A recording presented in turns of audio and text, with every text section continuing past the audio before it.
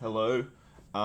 So recently, Kevin Durant, in an interview with AZ Central, has said that he thinks he could be in the greatest basketballer of all time conversation.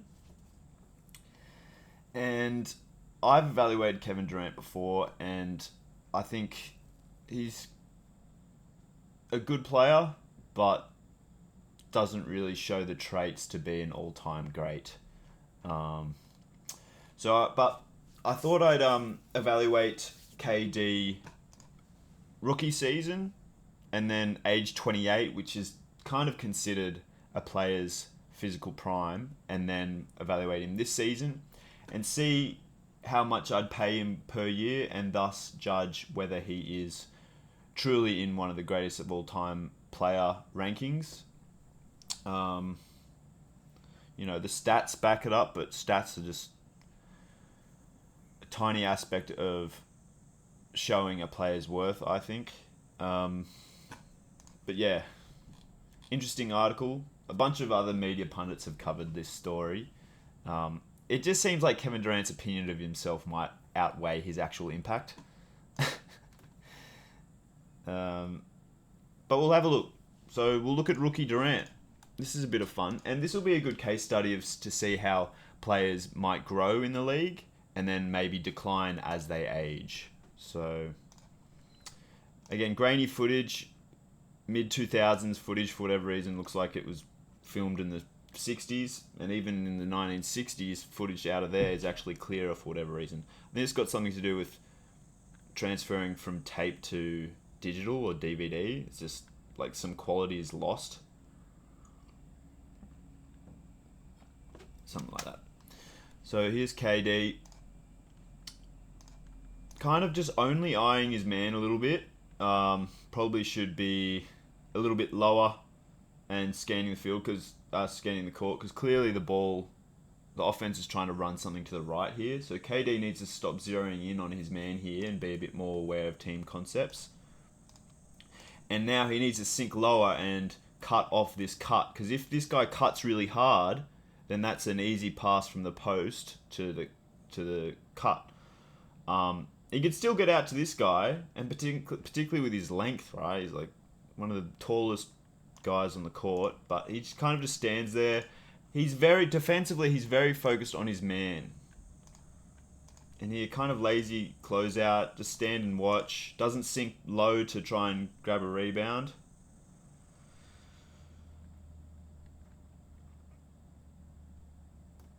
What happened there? So willing to pass the ball, which is good. He's not just like, I have the ball, it's my time to shine. They're running a play here.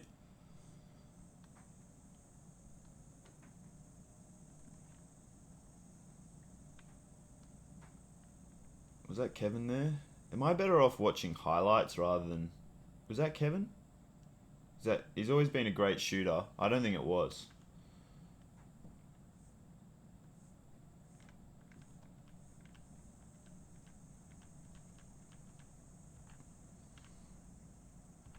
Okay, so he's on the wing again, just kind of standing there, not getting low in his stance, having his arms out. And I'd be cutting off the player trying to get to the middle, and because it's easy to cut him off at the baseline.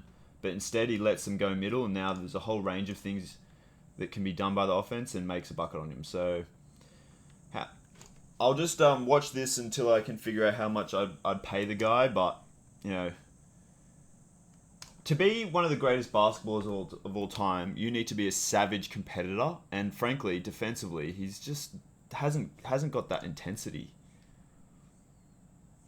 Standing in the corner.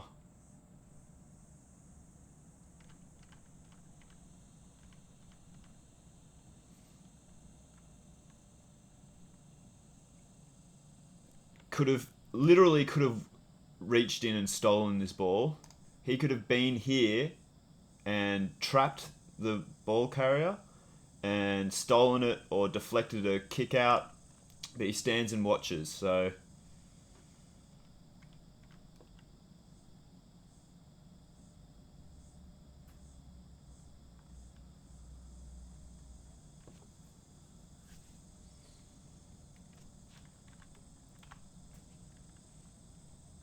and shows a willingness to dribble left, which I like to see. Could have done better to evade this right here. Like, that's just bad for your body. And, like, over the course of his career, how many games has he missed? So there's a season gone. Missed a few games. Missed a whole season here. Season here. He really hasn't played all that many games relative to how many he could potentially have played in. And it's plays like that which show it. Like, you can't just be driving recklessly into someone else's body.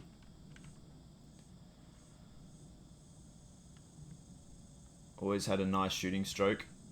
I just think KD's the kind of player where it's like the idea of Kevin Durant is better than the impact. Like, 7-footer who's got guard skills, like, clearly valuable, but if you want him to be the guy, I personally think, based on how I evaluated him last time, maybe a couple of years ago, is like he's good enough to be maybe the third best player on a championship winning team. Like, I'd be happy with that from a team building point of view, but I just don't think that he can carry you single handedly. Now, you might think, okay, well, he was with Oklahoma City and they went to the finals, but, there was James Harden involved, Russell Westbrook. I'd never thought Jeff Green was overly good, but Serge Ibaka was good. I think Jeff Green was gone by the time they went to the finals because they traded Green for Kendrick Perkins. So KD had a lot of help in that finals series or finals run, I thought. Anyway, showing a bit of activity defensively.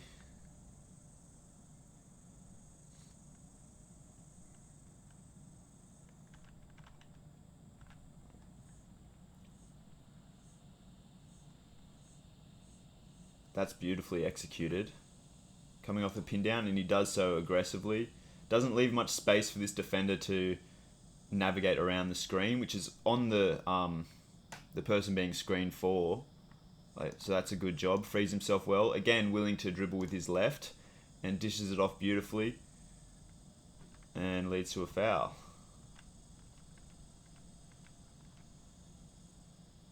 Damn. Johan Petro, I recall him on the Nets. He showed some bounce here. For a 7-footer, I'm presuming. Didn't quite get it down, but... shows decent form too. There, he's doing a good job sinking low there. Cutting off his man.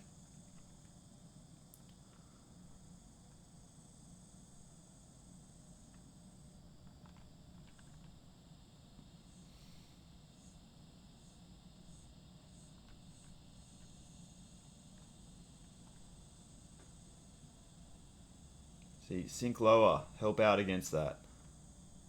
And now falling asleep. Is this Jarrett Jack? Yeah, I think it is. Like, just shoot that dude. Anyway, I'd pay Kevin Durant maybe $30 million a year, based on what I've seen here.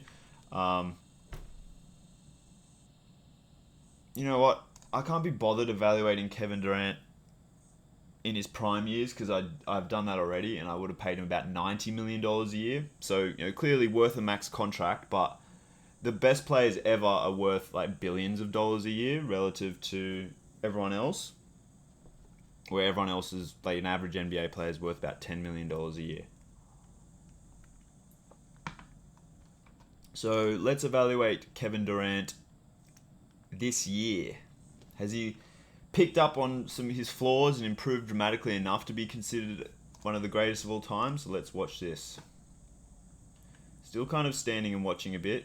Okay, he's angling the ball carried baseline, so that's good. Patrick Williams is a really good player. But if KD was a little bit more active, he could have prevented this. Like, he could have picked this Vucevic pass off.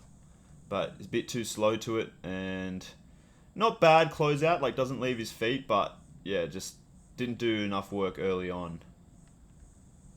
Standing baseline, getting out to the 3 to give his teammate more space to work inside. Kind of just jogging back. How can you possibly consider yourself one of the greatest of all time when you're just lackadaisical? You're not a fiery competitor. It's not good enough just to be a nice offensive player. Yep, that's tough to guard. That's really tough to guard. But what's Kobe White not doing, not reaching in on this? Like that, he's dribbling into traffic, so yeah. I mean, KD's game wasn't really predicated on athleticism. So he probably will age quite well because he's quite skilled. But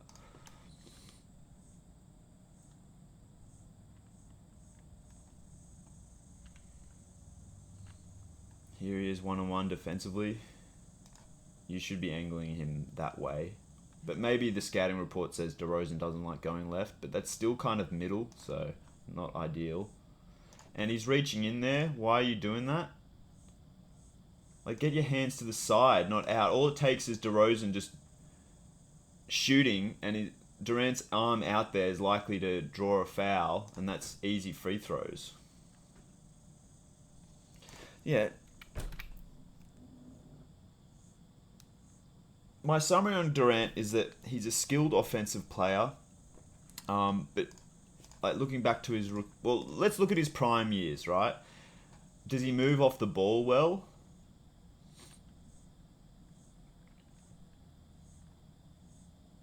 See, he's lazy. He's lazy defensively. Doesn't try and alter Wader's shot here. So in answer to my hypothesis was that Durant by no means deserves to be in the GOAT conversation, and he's more an aesthetically pleasing player rather than an impactful player on the whole. And I think this analysis kind of proves that hypothesis to be correct.